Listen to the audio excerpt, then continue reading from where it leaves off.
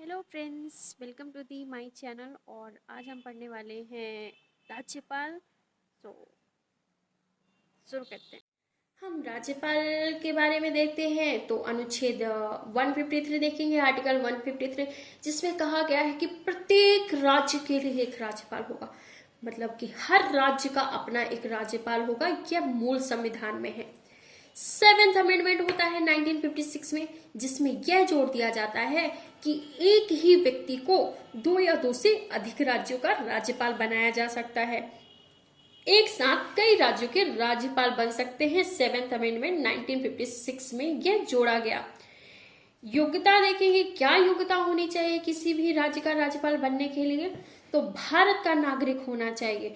यदि आप भारत के नागरिक हैं और आपकी न्यूनतम आयु 35 वर्ष है तो आप अनुच्छेद 157 के तहत किसी भी राज्य के राज्यपाल बनने की योग्यता रखते हैं। पर पॉइंट ये याद रखना आवश्यक है कि आप स्वयं के राज्य में राज्यपाल नहीं बन सकते। क्या ये संविधान में लिखा हुआ है? तो नहीं, संविधान में नहीं लिखा हुआ। ये परंपरा है कि आप स्वयं के राज्य में राज्यपाल नहीं बन सकते। नियुक्ति कौन करेगा? नियुक्ति अनुच्छेद 155 में बताया गया है कि राज्यपाल की नियुक्ति तो राष्ट्रपति करेंगे, लेकिन व्यवहार में ये नियुक्ति मंत्रिपरिषद की सिफारिश पर राष्ट्रपति के द्वारा की जाती है। राष्ट्रपति स्वयं से किसी व्यक्ति को राज्यपाल नहीं नियुक्त कर सकता। मंत्रिपरिषद जिसकी सिफारिश करेगी उसे ही राज्यपाल बनाया जा सकता है। जब किसी भी राज्य में राज्यपाल को नियुक्त किया जा रहा है और नियुक्त करने वाला केंद्र है तो केंद्र राज्य संबंधों की जांच करना आवश्यक हो जाता है। तो जब इंदिरा गांधी की सरकार थी तो इंदिरा गांधी ने केंद्र राज्य संबंधों की जांच करने के लिए सुप्रीम कोर्ट के पूर्व न्यायाधीश आर एस सरकारिया की अध्यक्षता में एक आयोग बनाया, सरकारिया आयोग। 1983 में 1987 में आर एस सरकारिया ने अपनी रिपोर्ट दी और उन्होंने रिपोर्ट में बताया कि संबंधित राज्य के मुख्यमंत्री के साथ विचार विमर्श को संवैधानिक प्रावधान बनाने की सिफारिश की कि आप जिस राज्य में राज्यपाल नियुक्त कर रहे हैं उस राज्य के मुख्यमंत्री से भी विचार विमर्श करना चाहिए और यह एक संवैधानिक प्रावधान होना चाहिए इनके अनुसार। हालांकि इसको संवैधानिक प्रावधान तो नहीं बनाया गया, लेकिन वर्तमान में विचार विमर्श एक परंपरा है। इसी तरह 2007 में एक और आयोग बनता है, पूंजी आयोग।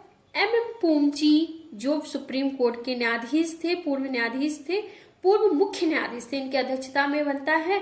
और इन्होंने कहा कि एक कोलेजियम होना चाहिए। कोलेजियम जिस व्यक्ति को नियुक्त करेगी, मतलब जिस व्यक्ति को की सिफारिश करेगी उस व्यक्ति को राज्यपाल बनाना चाहिए।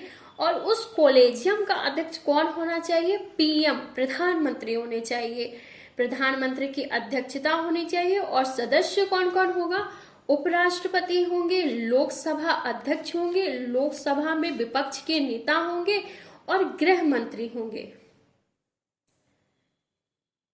इनकी सिफारिशों को खारिज कर दिया गया। क्यों? क्योंकि जो उपराष्ट्रपति होते हैं वरीयता क्रम में प्रधानमंत्री से ऊपर होते हैं और ऐसी स्थिति में कोई कोलिजियम में प्रधानमंत्री के अंदर पे किसी वरीयता क्रम से उच्च व्यक्ति को नहीं रखा जा सकता। इसलिए इनके सुझाव को निरस्त कर दिया गया। अनुच्छेद 155 में एक और चीज लिखी हुई है, मतलब कि अनुच्छेद 155 के तहत राष्ट्रपति इनकी नियुक्ति के संदर्भ में वारंट अधिपत्र जारी करेंगे, जिसे मुख्य सचिव पढ़कर सुनाते हैं। मतलब कि नियुक्ति तो करेंगे, उनके लिए वारंट जारी होगा और उस वारंट को मुख्य सचिव पढ़कर सुनाएंगे।